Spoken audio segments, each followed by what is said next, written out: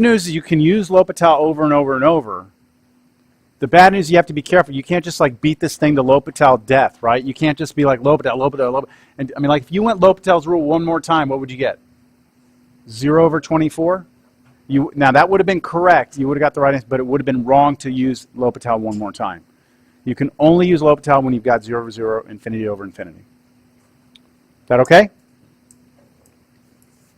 It's a great rule, isn't it? Isn't that nice?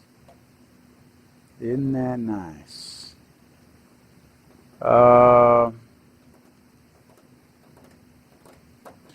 So if L'Hopital's rule is so nice, why did we torture you with limits?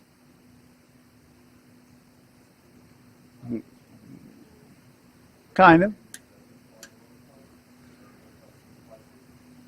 There's something else. Because I think a lot of people, like, I don't know if that's what some of y'all were talking. It's like, what the hell didn't you show this to us to begin with, right? This makes some very hard limits easy.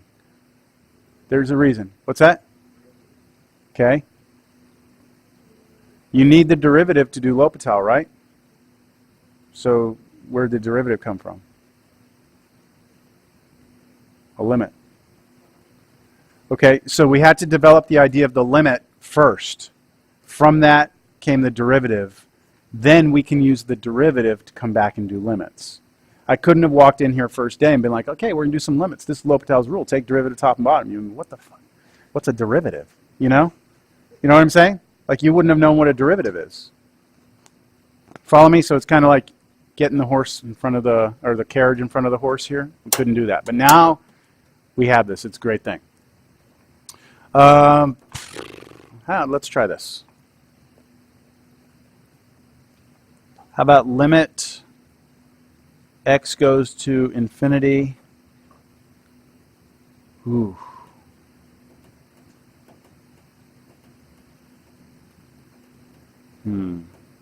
Okay. X to the 100th power over e to the x.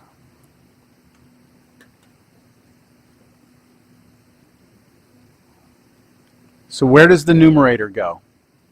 What's infinity to the 100th power? Infinity, right? What's e to the x?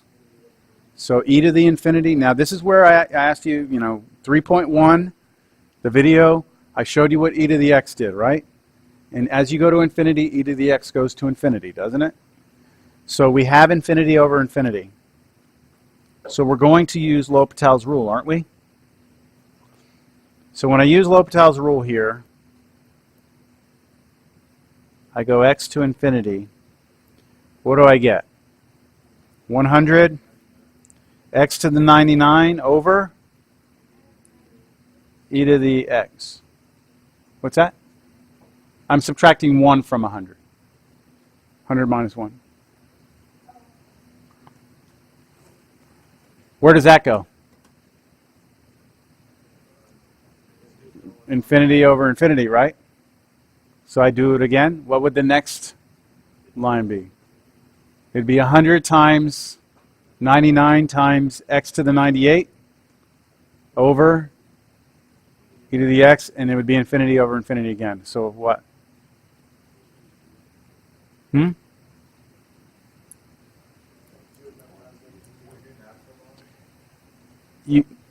You can see, we're not going to be able to do this by hand, but we can get to the answer by thinking it through. Every single time we apply L'Hopital's rule, what happens to the power of the numerator? It comes down by 1. Comes down by 1. What happens to the denominator? Stays the same. So eventually, right, with enough applications of L'Hopital's rule, right, eventually what I'm going to get is a limit, x goes to infinity, of eventually a constant, right? Because eventually you'll have some number times x, right?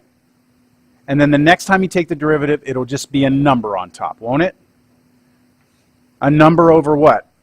E to the x. And when you take that, it's going to be fixed over infinity, won't it? And it's going to go to 0 then.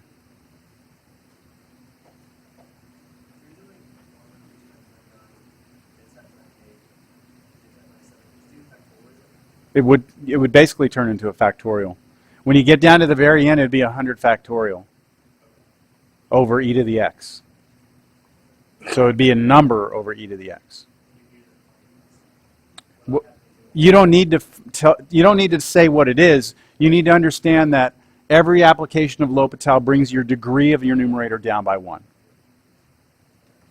But it is a factorial. The number that'll be out there will be a factorial. 100 factorial. Yeah.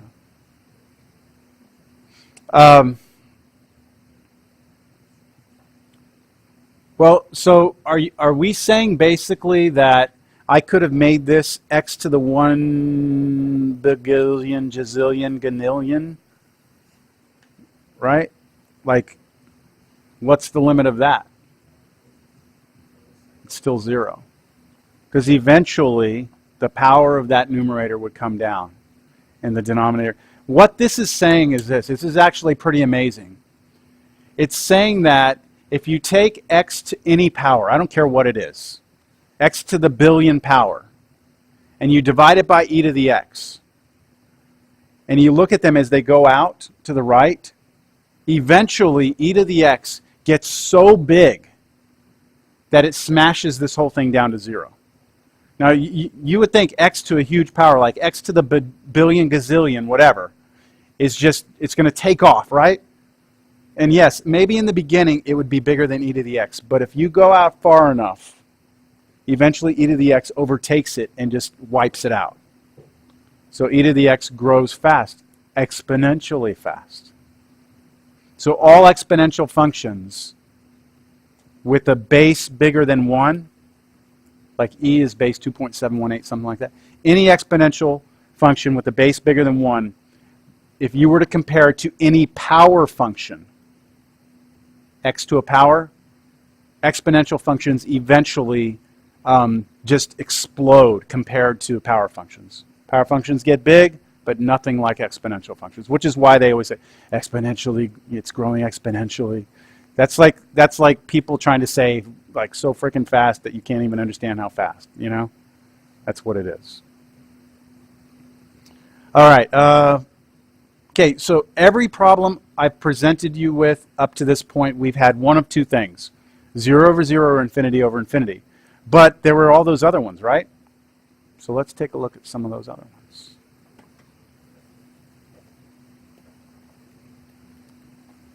Limit x goes to 0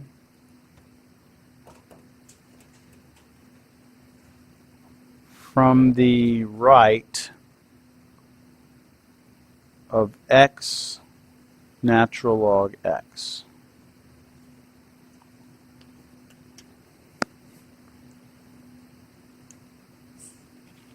So x is headed to 0, right? So what is this first guy headed towards right here? It's headed to 0, right? Times. Now, where does natural log go?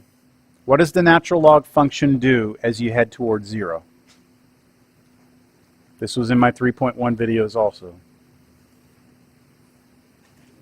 What does natural log do? As I head to 0. It goes to negative infinity, right? That's the natural log function on the right in the red. As I head towards 0, right, from the right side, as I head towards 0, where does it go? Down to negative infinity. So what I have here is something that's trying to be very small, 0, times something that's trying to be very big but negative. That's like 0 times infinity. And that is an indeterminate form, isn't it? So this is an indeterminate form. So like question marks everywhere. Like what? I don't know then. I got to do something, right? L'Hopital is useful, but only if we have what? You got to have fraction. Infinity over infinity or 0 over 0. You've got to have that. Okay? If you don't, you can't use it. Go with me? Okay. Now, I need to somehow try to manipulate this. And this is the rule of thumb. It will always work, okay? anytime you have 0 times infinity, or 0 times negative infinity, does not matter. Every single time you have that situation, you can always take one of the two products, one of the two factors, and drop it down to the denominator.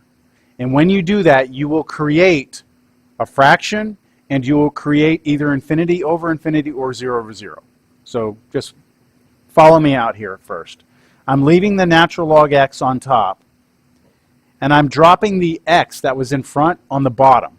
But I can't just put x on the bottom. I have to write it like this. Right? Because 1 over x written on the bottom like that actually means x on top. Doesn't it? But see, I've created a fraction now. So it's just a clever way to work around our issue.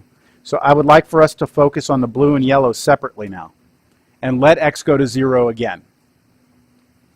If x goes to 0, where does the blue go? Negative infinity, right? Now focus on the yellow.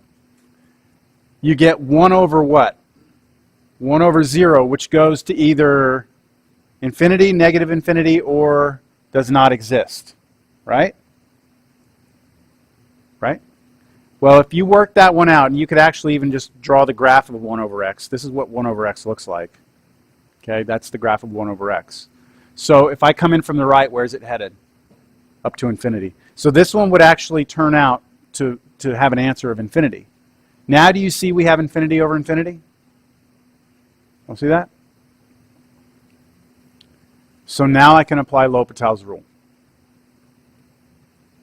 L'Hopital. L'Hopital. Oops, I'm going to have to go to a new page.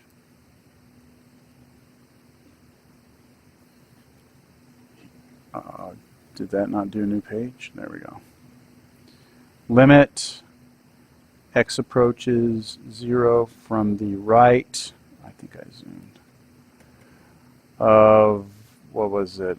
Oh, here's my L'Hopital. What is the derivative of the top? It was the blue one, right? It was just 1 over x, good. Over, now the derivative of the bottom. Be careful, because what was the bottom? It was 1 over x, right? I want the derivative of that. We're not going to do quotient rule, okay? We're going to bring that x up and make it x to the negative 1, and then take its derivative, which gives us negative x to the negative 2. Yes? Which is really just negative 1 over x squared. Agree with all that on the side?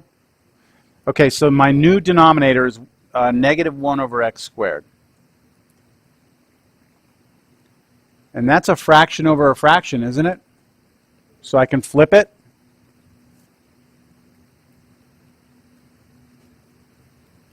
Oh, sorry, no L'Hopital. I'm not doing L'Hopital. I'm just doing some algebra.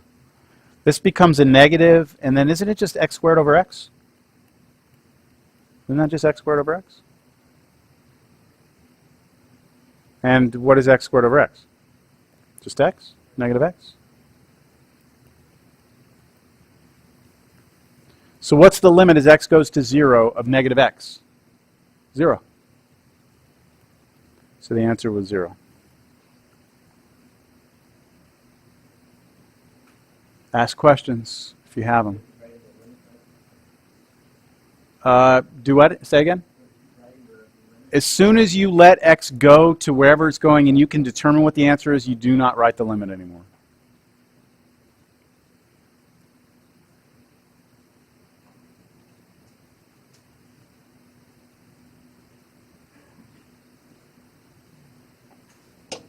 So let's see if anyone can regurgitate what I just said. Anytime you see 0 times infinity, what can you do? You turn it into a fraction, right? How do you turn it into a fraction? Drop one of the two, right? You pick one of those two and you drop it down. And when you drop it down, it actually becomes 1 over it, right? So if you pull an x and drop it to the bottom, it becomes 1 over x. If it was an x squared, you drop it to the bottom, it would become 1 over x squared, right?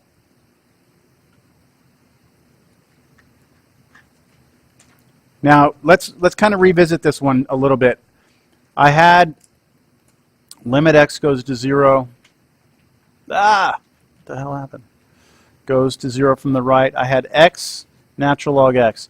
And I said, okay, that was 0 times infinity, or 0 times negative infinity. And then I said,